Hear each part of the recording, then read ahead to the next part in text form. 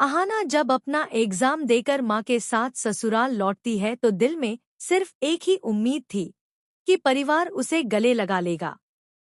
लेकिन दरवाजे पर खड़े पॉल्टू दादा ने उसके सारे सपनों को चकनाचूर कर दिया। वह गुस्से में अहाना को रोक देता है और कहता है, अब इस घर में तुम्हारी कोई जगह नहीं है, तुरंत निकल जाओ।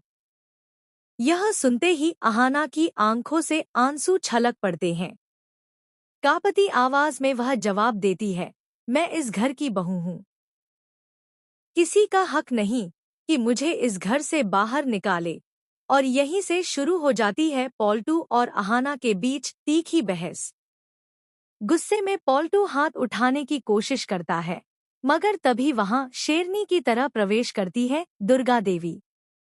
वह पॉल्टू का हाथ बीच में ही रोक लेती है और पूरे घर के सामने उसे जोरदार तमाचा जड़ देती है। गुस्से में कहती है, तेरी हिम्मत कैसे हुई इस घर की छोटी बहू पर हाथ उठाने की?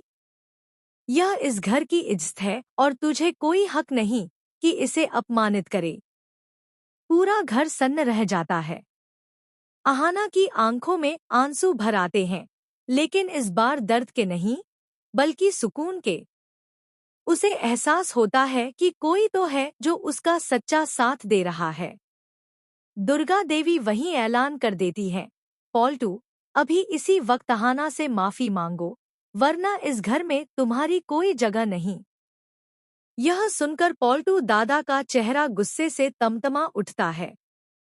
मजबूरी में सबके सामने उसकी इज्जत धूल में मिल जाती है, लेकिन भीतर ही भीतर वह आग बबूला हो चुका है।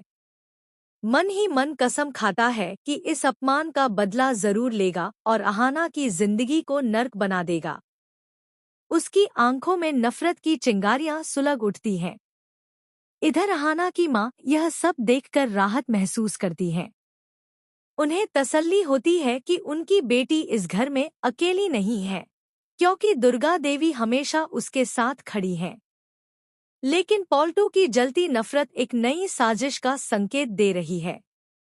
अब सवाल ये है, क्या दुर्गा देवी और अहाना मिलकर पॉल्टू की चालों का सामना कर पाएंगी?